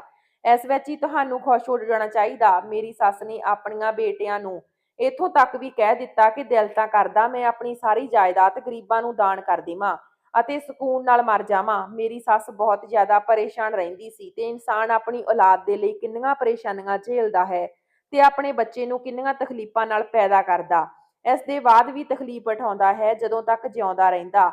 ਬੱਚਿਆਂ ਦੇ ਬਾਰੇ ਵਿੱਚ ਹੀ ਸੋਚਦਾ ਰਹਿੰਦਾ। ਮੇਰੀ ਸੱਸ ਨੇ ਕਿਹਾ ਕਿ ਮੈਂ 4 ਬੇਟਿਆਂ ਦੀ ਮਾਂ ਹੋ ਕੇ ਵੀ, ਲੇਕਿਨ ਅੱਜ ਮੈਨੂੰ ਇਸ ਗੱਲ ਤੇ ਬਹੁਤ ਸ਼ਰਮਿੰਦਗੀ ਹੋ ਰਹੀ ਆ ਕਿ ਮੇਰਾ ਇੱਕ ਵੀ ਬੇਟਾ ਅਜਿਹਾ ਨਹੀਂ ਜਿਸ ਨੇ ਕਦੇ ਮੇਰਾ ਖਿਆਲ ਕੀਤਾ ਹੋਵੇ। ਇੱਧਰ ਮੇਰੀ ਸੱਸ ਦੇ ਬੇਟਿਆਂ ਨੇ ਪਲਾਨ ਬਣਾ ਲਿਆ ਸੀ ਕਿ ਪ੍ਰਾਪਰਟੀ ਦੇ ਪੇਪਰ ਬਣਵਾ ਲੈਂਦੇ ਹਾਂ ਤੇ ਇਸ ਦੀ ਮਾਂ ਦੇ ਸਾਈਨ ਦੀ ਬਜਾਏ ਉਹਨਾਂ ਦਾ ਅੰਗੂਠਾ ਲਗਵਾ ਦਿੰਦੇ ਹਾਂ। ਉਹ ਲੋਕ ਧੋਖਾਧੜੀ ਨਾਲ ਇਹ ਕੰਮ ਕਰਨਾ ਚਾਹੁੰਦੇ ਸੀ। ਉਹਨਾਂ ਨੇ ਸੋਚਿਆ ਕਿ ਆਪਣੀ ਮਾਂ ਨੂੰ ਪਤਾ ਵੀ ਨਾ ਚੱਲੇਗਾ, ਜ਼ਬਰਦਸਤੀ ਅੰਗੂਠਾ ਲਗਾ ਲਵਾਂਗੇ। ਲੇਕਿਨ ਇਹ ਗੱਲ ਮੇਰੀ ਸੱਸ ਨੇ ਸੁਣ ਲਈ ਤੇ ਆਪਣੇ ਬੇਟਿਆਂ ਦੀਆਂ ਬਹੁਤ ਸਾਰੀਆਂ ਹੋਰ ਵੀ ਗੱਲਾਂ ਸੁਣੀਆਂ ਸੀ। ਉਹਨਾਂ ਨੇ ਆਪਣੇ ਬੇਟਿਆਂ ਤੋਂ ਇੰਨੀ ਵੀ ਜ਼ਿਆਦਾ ਬੁਰੀ ਉਮੀਦ ਨਹੀਂ ਸੀ। ਉਹਨਾਂ ਦੇ ਬੇਟੇ ਹੱਦ ਤੋਂ ਜ਼ਿਆਦਾ ਹੇਠਾਂ ਡਿੱਗ ਗਏ ਸੀ। ਉਹਨਾਂ ਨੇ ਕਿਹਾ ਕਿ ਮੈਨੂੰ ਨਹੀਂ ਪਤਾ ਸੀ ਕਿ ਮੇਰੇ ਬੇਟੇ ਇਸ ਹੱਦ ਤੱਕ ਜਾਣਗੇ ਕਿ ਹੁਣ ਉਹਨਾਂ ਨੇ ਹੱਦ ਹੀ ਪਾਰ ਕਰ ਦਿੱਤੀ। ਉਹਨਾਂ ਦੀਆਂ ਪਤਨੀਆਂ ਦਿਨ ਰਾਤ ਆਪਣੇ ਪਤੀਆਂ ਦੇ ਦਿਮਾਗ ਖਰਾਬ ਕਰਦੀਆਂ ਰਹਿੰਦੀਆਂ ਹਨ ਤੇ ਮੇਰਾ ਪਤੀ ਵੀ ਆਪਣੀਆਂ ਭਾਬੀਆਂ ਦੀ ਗੱਲ ਸੁਣਦਾ ਸੀ। ਮੇਰੀ ਸੱਸ ਨੇ ਕਦੇ ਕਿਸੇ ਬਹੂ ਦੇ ਨਾਲ ਕੋਈ ਬਦਤਮੀਜੀ ਜਾਂ ਬੁਰਾ ਸਲੂਕ ਨਹੀਂ ਕੀਤਾ ਸੀ। ਕਦੇ ਉਹਨਾਂ ਨਾਲ ਬਦਤਮੀਜੀ ਨਾਲ ਗੱਲ ਤੱਕ ਨਹੀਂ ਕੀਤੀ ਸੀ। ਫਿਰ ਵੀ ਉਹ ਸਭ ਉਹਨਾਂ ਦੀਆਂ ਦੁਸ਼ਮਣ ਬਣੀਆਂ ਹੋਈਆਂ ਸੀ। ਇਹ ਸਭ ਸੋਚ ਕੇ ਮੈਨੂੰ ਬਹੁਤ ਬੁਰਾ ਲੱਗਦਾ ਸੀ। ਇੱਕ ਰਾਤ ਸਾਡੇ ਘਰ ਵਿੱਚ ਬਹੁਤ ਜ਼ਿਆਦਾ ਝਗੜਾ ਹੋ ਗਿਆ। ਸਭ ਲੋਕਾਂ ਨੇ ਆਪਣੀਆਂ ਹੱਦਾਂ ਪਾਰ ਕਰ ਦਿੱਤੀਆਂ। ਅੱਜ ਚਾਰੋਂ ਬੇਟਿਆਂ ਨੇ ਆਪਣੀ ਮਾਂ ਤੇ ਹੱਥ ਵੀ ਉਠਾ ਦਿੱਤਾ। ਇਹ ਦੇਖ ਕੇ ਮੇਰੀਆਂ ਤਾਂ ਅੱਖਾਂ 'ਚ ਹੰਝੂ ਆ ਗਏ। ਮੇਰੀ ਸੱਸ ਦੀ ਤਬੀਅਤ ਬਹੁਤ ਖਰਾਬ ਹੋ ਗਈ। ਮੈਂ ਉਹਨਾਂ ਦੀ ਤਬੀਅਤ ਦਾ ਪਤਾ ਕਰਨ ਦੇ ਲਈ ਗਈ। ਉਹਨਾਂ ਨੇ ਆਪਣੇ ਕਮਰੇ ਦੇ ਦਰਵਾਜ਼ੇ ਨੂੰ ਅੰਦਰੋਂ ਲੌਕ ਕਰ ਲਿਆ ਸੀ। ਮੈਂ ਸੋਚਿਆ ਸ਼ਾਇਦ ਉਹ ਬਹੁਤ ਪਰੇਸ਼ਾਨ ਹਨ। ਮੈਂ ਉਹਨਾਂ ਨੂੰ ਤੰਗ ਕਰਨਾ ਠੀਕ ਨਹੀਂ ਸਮਝਿਆ। ਇਸ ਦੇ ਬਾਅਦ ਮੈਂ ਵੀ ਆਪਣੇ ਕਮਰੇ 'ਚ ਜਾ ਕੇ ਸੌਂ ਗਈ। ਮੇਰੀ ਸੱਸ ਨੂੰ ਪਤਾ ਚੱਲਿਆ ਕਿ ਉਹਨਾਂ ਦੇ ਬੇਟੇ ਇਸ ਹੱਦ ਤੱਕ ਗਿਰ ਚੁੱਕੇ ਹਨ ਕਿ ਉਹ ਬਹੁਤ ਜ਼ਿਆਦਾ ਉਦਾਸ ਰਹਿਣ ਲੱਗੀ। ਮੇਰੀ ਸੱਸ ਮੇਰੇ ਇਲਾਵਾ ਕਿਸੇ ਤੇ ਭਰੋਸਾ ਨਹੀਂ ਕਰਦੀ ਸੀ, ਕਿਉਂਕਿ ਉਹਨਾਂ ਦੇ ਆਪਣੇ ਬੱਚਿਆਂ ਦੀ ਬੱਚੇ ਹੀ ਉਸ ਦੀ ਜਾਨ ਦੇ ਦੁਸ਼ਮਣ ਬਣੇ ਹੋਏ ਸੀ। ਇੱਕ ਦਿਨ ਮੇਰੇ ਪਤੀ ਨੇ ਕਿਹਾ, ਮੇਰੀ ਮਾਂ ਤੇਰੇ ਤੇ ਭਰੋਸਾ ਕਰਦੀ ਆ, ਸਾਡੇ ਹੱਥੋਂ ਤਾਂ ਕਦੇ ਇੱਕ ਗਲਾਸ ਪਾਣੀ ਵੀ ਨਹੀਂ ਲੈ ਕੇ ਪੀਂਦੀ। ਤੂੰ ਉਸ ਨੂੰ ਚਾਹ ਵਿੱਚ ਮਿਲਾ ਕੇ ਬੇਹੋਸ਼ੀ ਦੀ ਦਵਾਈ ਦੇ ਦੇ ਤਾਂ ਕਿ ਅਸੀਂ ਉਸ ਦਾ ਅੰਗੂਠਾ ਲਗਵਾ ਲਈਏ। ਮੈਂ ਕਿਹਾ ਕਿ ਮੈਂ ਅਜਿਹਾ ਬਿਲਕੁਲ ਨਹੀਂ ਕਰਾਂਗੀ। ਮੇਰੀ ਸੱਸ ਮੇਰੀ ਮਾਨ ਸਨਮਾਨ ਹੈ ਤੇ ਮੈਂ ਆਪਣੀ ਸੱਸ ਦੇ ਨਾਲ ਗਲਤ ਨਹੀਂ ਕਰ ਸਕਦੀ। ਮੇਰੇ ਪਤੀ ਨੇ ਕਿਹਾ ਕਿ ਇਸ ਵਿੱਚ ਤੇਰਾ ਹੀ ਫਾਇਦਾ, ਮੇਰੇ ਕੋਲ ਜਿੰਨੀ ਵੀ ਪ੍ਰਾਪਰਟੀ ਆਵੇਗੀ ਤੈਨੂੰ ਵੀ ਮਿਲ ਜਾਵੇਗੀ। ਤੂੰ ਮੇਰੀਆਂ ਭਾਬੀਆਂ ਦੇ ਵੱਲ ਦੇਖ, ਉਹ ਕਿੰਨੀਆਂ ਸਮਝਦਾਰ ਹਨ। ਇੱਕ ਮੇਰੀ ਹੀ ਕਿਸਮਤ ਫੁੱਟੀ ਆ ਕਿ ਜੋ ਮੈਂ ਤੇਰੇ ਨਾਲ ਵਿਆਹ ਕਰ ਲਿਆ, ਤੂੰ ਮਿਲ ਗਈ। ਬਸ ਕਰ, ਇਹ ਦਿਖਾਵਾ ਕਰਕੇ ਤੈਨੂੰ ਕੁਝ ਨਹੀਂ ਮਿਲੇਗਾ। ਉਹ ਤੇਰੀ ਸੱਸ ਆ ਤੇ ਸੱਸ ਬਹੂ ਵਿੱਚ ਕਦੇ ਵੀ ਦੋਸਤੀ ਨਹੀਂ ਹੋ ਸਕਦੀ। ਮੇਰੇ ਪਤੀ ਨੇ ਮੈਨੂੰ ਪਹਿਲਾਂ ਬਹੁਤ ਪਿਆਰ ਨਾਲ ਸਮਝਾਇਆ ਤੇ ਮੈਂ ਸਾਫ਼ ਇਨਕਾਰ ਕਰ ਦਿੱਤਾ। ਫਿਰ ਉਹਨਾਂ ਨੇ ਮੈਨੂੰ ਕਾਫੀ ਸਾਰੀਆਂ ਗੱਲਾਂ ਸੁਣਾਉਣੀਆਂ ਸ਼ੁਰੂ ਕਰ ਦਿੱਤੀਆਂ। ਮੇਰੇ ਨਾਲ ਖੂਬ ਝਗੜਾ ਕਰਨ ਲੱਗੇ, ਕਹਿਣ ਲੱਗੇ ਕਿ ਮੈਂ ਤੈਨੂੰ ਤਲਾਕ ਦੇ ਦੇਵਾਂਗਾ। ਮੈਂ ਕਿਹਾ ਕਿ ਤੇਰੇ ਵਰਗੇ ਇਨਸਾਨ ਦੇ ਨਾਲ ਰਹਿਣਾ ਵੀ ਨਹੀਂ ਚਾਹੁੰਦੀ। ਇਸ ਤੋਂ ਚੰਗਾ ਹੈ ਕਿ ਤੁਸੀਂ ਮੈਨੂੰ ਤਲਾਕ ਹੀ ਦੇ ਦਿਓ। ਜੋ ਇਨਸਾਨ ਆਪਣੀ ਮਾਂ ਦੇ ਨਾਲ ਧੋਖਾ ਕਰਨ ਨੂੰ ਤਿਆਰ ਆ, ਕੱਲ ਨੂੰ ਆਪਣੀ ਪਤਨੀ ਨੂੰ ਵੀ ਵੇਚ ਦੇਵੇਗਾ। ਇਸ ਗੱਲ ਤੇ ਮੇਰੇ ਪਤੀ ਨੇ ਮੇਰੇ ਮੂੰਹ ਤੇ ਜ਼ੋਰਦਾਰ ਥੱਪੜ ਮਾਰ ਦਿੱਤਾ। ਮੇਰੀ ਸੱਸ ਨੇ ਮੇਰੇ ਚਿਹਰੇ ਤੇ ਥੱਪੜ ਦਾ ਨਿਸ਼ਾਨ ਦੇਖ ਲਿਆ। ਉਹਨਾਂ ਨੇ ਮੇਰੇ ਤੋਂ ਪੁੱਛਿਆ, ਤੇਰੇ ਚਿਹਰੇ ਤੇ ਕੀ ਹੋਇਆ? ਮੈਂ ਕਿਹਾ ਕਿ ਮੈਂ ਪੌੜੀਆਂ ਤੋਂ ਡਿੱਗ ਗਈ ਸੀ, ਇਸ ਲਈ ਸੱਟ ਲੱਗ ਗਈ। ਮੇਰੀ ਸੱਸ ਕਹਿਣ ਲੱਗੀ, ਬੇਟੀ ਮੈਂ ਬੁੱਢੀ ਹੋ ਚੁੱਕੀ ਆਂ, ਪਰ ਮੈਨੂੰ ਪਤਾ ਹੈ ਕਿ ਤੂੰ ਡਿੱਗੀ ਨਹੀਂ, ਬਲਕਿ ਤੇਰੇ ਪਤੀ ਨੇ ਤੇਰੇ ਤੇ ਹੱਥ ਚੁੱਕਿਆ ਹੈ। ਮੈਂ ਸੱਚ ਕਹਿ ਰਹੀ ਆਂ ਨਾ, ਤੂੰ ਮੇਰੇ ਤੋਂ ਕੁਝ ਛੁਪਾ ਰਹੀ ਆਂ? ਹੁਣ ਸਾਫ਼-ਸਾਫ਼ ਦੱਸ ਕੀ ਗੱਲ ਆ। ਮੈਂ ਉਹਨਾਂ ਨੂੰ ਸੱਚ ਨਹੀਂ ਦੱਸਣਾ ਚਾਹੁੰਦੀ ਸੀ, ਕਿਉਂਕਿ ਮੈਂ ਉਹਨਾਂ ਨੂੰ ਹੋਰ ਜ਼ਿਆਦਾ ਪਰੇਸ਼ਾਨ ਨਹੀਂ ਕਰਨਾ ਚਾਹੁੰਦੀ ਸੀ। ਲੇਕਿਨ ਸ਼ਾਇਦ ਉਹ ਸਾਰੀ ਗੱਲ ਸਮਝ ਰਹੀ ਸੀ। ਮੈਨੂੰ ਦੇਖਦੇ ਹੀ ਉਹਨਾਂ ਦੀਆਂ ਅੱਖਾਂ ਭਰ ਆਈਆਂ, ਉਹ ਰੋਣ ਲੱਗੀ। ਇਸ ਤਰ੍ਹਾਂ ਨਾਲ ਦਿਨ ਗੁਜ਼ਰਦੇ ਚਲੇ ਜਾ ਰਹੇ ਸੀ। ਇੱਕ ਦਿਨ ਨਾ ਜਾਣੇ ਕੀ ਹੋਇਆ, ਮੈਨੂੰ ਰਾਤ ਦੇ ਟਾਈਮ ਤੋਂ ਪਹਿਲਾਂ ਹੀ ਨੀਂਦ ਆ ਗਈ। ਲੇਕਿਨ ਲਗਭਗ ਰਾਤ ਦੇ 2 ਵਜੇ ਅਚਾਨਕ ਮੇਰੀ ਸੱਸ ਦੇ ਚਿਲਾਉਣ ਦੀ ਆਵਾਜ਼ ਆਉਣ ਲੱਗੀ, ਪਰ ਮੇਰੀ ਅੱਖ ਖੁੱਲ ਗਈ ਤੇ ਮੈਂ ਉਹਨਾਂ ਦੇ ਕਮਰੇ ਵੱਲ ਭੱਜੀ। ਜਿਵੇਂ ਹੀ ਮੈਂ ਆਪਣੀ ਸੱਸ ਦੇ ਕਮਰੇ ਵਿੱਚ ਗਈ, ਮੈਂ ਦੇਖਿਆ ਮੇਰੀ ਸੱਸ ਦੇ ਚਾਰੋਂ ਬੇਟੇ ਤੇ ਉਹਨਾਂ ਦੀਆਂ ਪਤਨੀਆਂ ਉੱਥੇ ਖੜੇ ਸੀ। ਮੈਂ ਹੈਰਾਨ ਸੀ ਕਿ ਹੁਣ ਨਾ ਜਾਣੇ ਕੀ ਹੋ ਰਿਹਾ। ਸਾਹਮਣੇ ਦਾ ਨਜ਼ਾਰਾ ਦੇਖਿਆ ਤਾਂ ਮੈਂ ਸਮਝ ਗਈ ਅਤੇ ਇਹ ਦੇਖ ਕੇ ਮੇਰੇ ਸਿਰ ਤੇ ਸਮਾਨ ਟੁੱਟ ਪਿਆ। ਮੈਨੂੰ ਰਹਿ ਕੇ ਰੋਣਾ ਆ ਰਿਹਾ ਸੀ। ਮੈਂ ਬੁਰੀ ਤਰ੍ਹਾਂ ਨਾਲ ਰੋ ਰਹੀ ਸੀ, ਕਿਉਂਕਿ ਉਹ ਲੋਕ ਸਭ ਆਪਣੇ ਪਲਾਨ ਵਿੱਚ ਕਾਮਯਾਬ ਹੋ ਗਏ ਸੀ। ਉਹਨਾਂ ਨੇ ਆਪਣੀ ਮਾਂ ਤੋਂ ਪ੍ਰਾਪਰਟੀ ਦੇ ਪੇਪਰਾਂ ਤੇ ਸਾਈਨ ਕਰਵਾ ਲਏ ਸੀ ਤੇ ਆਪਣੀ ਮਾਂ ਦੇ ਹੱਥ ਤੋੜ ਕੇ ਘਰ ਤੋਂ ਧੱਕੇ ਦੇ ਕੇ ਬਾਹਰ ਕੱਢ ਦਿੱਤਾ। ਸਵੇਰੇ 6 ਵੱਜ ਗਏ ਸੀ। ਮੇਰੀ ਸੱਸ ਘਰ ਵਿੱਚ ਨਹੀਂ ਸੀ। ਘਰ ਦੇ ਵਿਹੜੇ ਵਿੱਚ ਉਹਨਾਂ ਨੂੰ ਘੜੀਸਣ ਦੇ ਨਿਸ਼ਾਨ ਫਰਸ਼ ਤੇ ਸਾਫ਼ ਦਿਖਾਈ ਦੇ ਰਹੇ ਸੀ। ਚਾਰੋਂ ਭਰਾਵਾਂ ਨੇ ਆਪਣੀ ਮਾਂ ਦੇ ਨਾਲ ਬਹੁਤ ਬੁਰਾ ਕੀਤਾ ਤੇ ਉਹ ਸਭ ਕੁਝ ਬਹੁਤ ਖੁਸ਼ ਨਜ਼ਰ ਆ ਰਹੇ ਸੀ। ਉਹਨਾਂ ਨੇ ਹੱਥ ਵਿੱਚ ਪ੍ਰਾਪਰਟੀ ਦੇ ਕਾਗਜ਼ ਆ ਗਏ ਸੀ। ਜਦੋਂ ਮੈਂ ਉਹਨਾਂ ਲੋਕਾਂ ਨੂੰ ਕਿਹਾ ਕਿ ਤੁਸੀਂ ਆਪਣੀ ਮਾਂ ਦੇ ਨਾਲ ਬਹੁਤ ਬੁਰਾ ਕੀਤਾ, ਰੱਬ ਕਦੇ ਤੁਹਾਨੂੰ ਮਾਫ਼ ਨਹੀਂ ਕਰੇਗਾ। ਇਹ ਸੁਣ ਕੇ ਮੇਰੇ ਵੱਡੇ ਜੇਠ ਨੇ ਮੇਰੇ ਪਤੀ ਨੂੰ ਕਿਹਾ ਕਿ ਹੁਣ ਤੇਰੇ ਕੋਲ ਬਹੁਤ ਦੌਲਤ ਆ, ਇਸ ਲਈ ਇਸ ਵਰਗੀਆਂ ਲੜਕੀਆਂ ਤੈਨੂੰ ਹੋਰ ਮਿਲ ਜਾਣਗੀਆਂ। ਮੈਂ ਤਾਂ ਕਹਿੰਦਾ ਕਿ ਹੁਣ ਇਸ ਨੂੰ ਵੀ ਧੱਕੇ ਦੇ ਕੇ ਆਪਣੇ ਘਰ ਤੋਂ ਕੱਢ ਦੇ, ਨਹੀਂ ਤਾਂ ਕੱਲ ਨੂੰ ਇਹ ਗੱਲ ਸਭ ਨੂੰ ਦੱਸ ਦੇਵੇਗੀ ਤੇ ਆਪਾਂ ਫਸ ਜਾਵਾਂਗੇ। ਮੈਂ ਉਹਨਾਂ ਨੂੰ ਕਹਿਣਾ ਤਾਂ ਬਹੁਤ ਕੁਝ ਚਾਹੁੰਦੀ ਸੀ, ਲੇਕਿਨ ਇਸ ਟਾਈਮ ਮੇਰੇ ਦਿਮਾਗ ਵਿੱਚ ਇਹੀ ਗੱਲ ਚੱਲ ਰਹੀ ਸੀ ਕਿ ਨਾ ਜਾਣੇ ਮੇਰੀ ਸੱਸ ਕਿੱਥੇ ਹੈ। ਮੈਂ ਜਾ ਕੇ ਆਪਣੀ ਸੱਸ ਦੀ ਮਦਦ ਕਰਾਂ, ਜਿਸ ਦੇ ਨਾਲ ਇਹ ਸਭ ਕੁਝ ਬਹੁਤ ਬੁਰਾ ਹੋਇਆ ਸੀ। ਪ੍ਰਾਪਰਟੀ ਆਪਣੇ ਨਾਮ ਕਰਵਾਉਣ ਤੋਂ ਬਾਅਦ ਉਹਨਾਂ ਨੇ ਘਰ ਤੋਂ ਬਾਹਰ ਸੁੱਟ ਦਿੱਤਾ ਸੀ। ਮੈਂ ਫੌਰਨ ਘਰ ਤੋਂ ਬਾਹਰ ਨਿਕਲ ਕੇ ਜਾਣ ਲੱਗੀ। ਜਾਣ ਤੋਂ ਪਹਿਲਾਂ ਮੈਂ ਸਭ ਲੋਕਾਂ ਨੂੰ ਇੰਨਾ ਜ਼ਰੂਰ ਕਿਹਾ ਕਿ ਤੁਸੀਂ ਜੋ ਪਾਪ ਆਪਣੀ ਮਾਂ ਦੇ ਨਾਲ ਕੀਤਾ ਹੈ, ਉਸ ਦੀ ਸਜ਼ਾ ਤੁਹਾਨੂੰ ਜ਼ਰੂਰ ਮਿਲੇਗੀ। ਇਹ ਇੱਕ ਮਾਂ ਦੀ ਬਦਦੁਆ ਤੁਹਾਨੂੰ ਜੀਣ ਨਹੀਂ ਦੇਵੇਗੀ। ਉਹਨਾਂ ਨੇ ਮੈਨੂੰ ਕਿਹਾ ਕਿ ਤੂੰ ਆਪਣੀਆਂ ਅੱਖਾਂ ਖੋਲ ਕੇ ਦੇਖ, ਸਾਡੇ ਹੱਥ ਪ੍ਰਾਪਰਟੀ ਆ ਗਈ ਆ, ਸਾਨੂੰ ਸਜ਼ਾ ਨਹੀਂ ਮਿਲ ਸਕਦੀ, ਬਲਕਿ ਸਾਡੇ ਤਾਂ ਹੁਣ ਚੰਗੇ ਦਿਨ ਆਉਣ ਵਾਲੇ ਹਨ। ਮੇਰੇ ਪਤੀ ਨੇ ਕਿਹਾ, ਅੱਜ ਦੇ ਬਾਅਦ ਇੱਥੇ ਆਉਣ ਦੀ ਕੋਈ ਜ਼ਰੂਰਤ ਨਹੀਂ। ਮੈਂ ਤਲਾਕ ਦੇ ਪੇਪਰ ਤੇਰੇ ਘਰ ਭੇਜ ਦੇਵਾਂਗਾ ਤੇ ਤੇਰੇ ਪਰਿਵਾਰ ਵਾਲਿਆਂ ਨੂੰ ਵੀ ਬਦਨਾਮ ਕਰ ਦੇਵਾਂਗਾ, ਜੇ ਇਹ ਗੱਲ ਤੂੰ ਕਿਸੇ ਨੂੰ ਦੱਸੀ ਤਾਂ।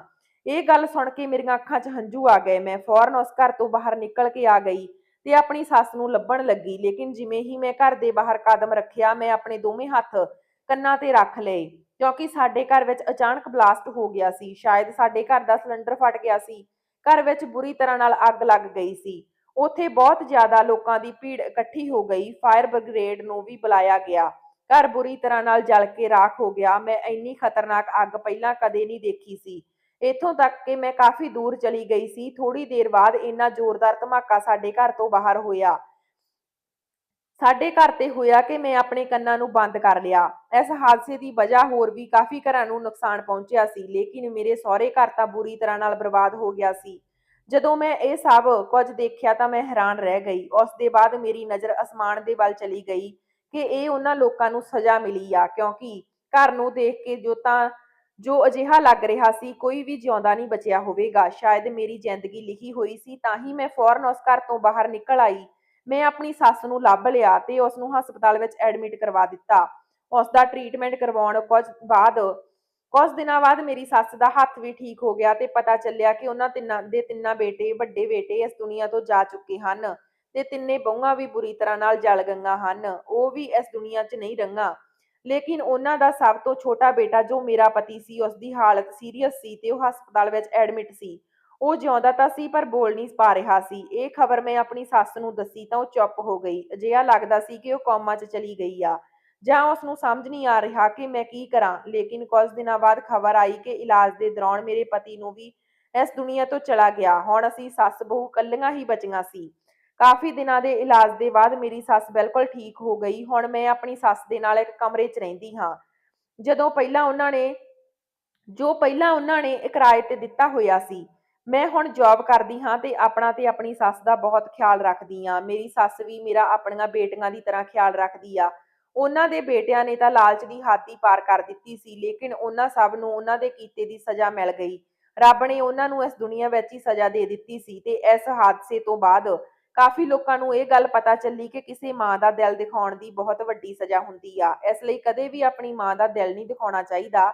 ਇੱਕ ਮਾਂ ਹੀ ਹੁੰਦੀ ਆ ਜੋ ਸਾਨੂੰ ਚੰਗੀ ਮਾੜੀ ਪਰੇਸ਼ਾਨੀਆਂ ਵਿੱਚ ਸਮਝਾਉਂਦੀ ਆ। ਬੁਢਾਪੇ ਵਿੱਚ ਜੇ ਆਪਾਂ ਆਪਣੀ ਮਾਤਾ ਪਿਤਾ ਦਾ ਸਹਾਰਾ ਨਹੀਂ ਬਣਦੇ ਤਾਂ ਇਹ ਸਾਡੀ ਸਭ ਤੋਂ ਵੱਡੀ ਗਲਤੀ ਆ। ਮਾਂ-ਬਾਪ ਨੂੰ ਨਾਰਾਜ਼ ਕਰਨ ਵਾਲਾ ਕਦੇ ਖੁਸ਼ ਨਹੀਂ ਰਹਿੰਦਾ ਤੇ ਉਸ ਇਨਸਾਨ ਨਾਲ ਰੱਬ ਵੀ ਨਾਰਾਜ਼ ਹੋ ਜਾਂਦਾ। ਅਸੀਂ ਸੱਸ ਬਹੂ ਦੋਨੋਂ ਇੱਜ਼ਤ ਦੀ ਜ਼ਿੰਦਗੀ ਜੀ ਰਹੀਆਂ ਹਾਂ ਤੇ ਬੇਫਿਕਰ ਹਾਂ। ਕੌਣ ਕਹਿੰਦਾ ਹੈ ਕਿ ਸੱਸ ਨੂੰ ਦੋਸਤ ਨਹੀਂ ਹੋ ਸਕਦੀਆਂ। ਦੋਸਤੋ, ਉਮੀਦ ਕਰਦੀ ਹਾਂ ਕਿ ਤੁਹਾਨੂੰ ਸਾਡੀ ਕਹਾਣੀ ਪਸੰਦ ਆਈ ਹੋਵੇਗੀ। ਕਹਾਣੀ ਪਸੰਦ ਆਈ ਤਾਂ ਵੀਡੀਓ ਨੂੰ ਲਾਈਕ ਕਰਿਓ। ਚੈਨਲ ਦੇ ਨਵੇਂ ਹੋ ਤਾਂ ਚੈਨਲ ਨੂੰ ਸਬਸਕ੍ਰਾਈਬ ਕਰਿਓ। ਮਿਲਦੇ ਹਾਂ ਨਵੀਂ ਕਹਾਣੀ ਦੇ ਨਾਲ। ਤਦ ਤੱਕ ਸਤਿ ਸ਼੍ਰੀ ਅਕਾਲ।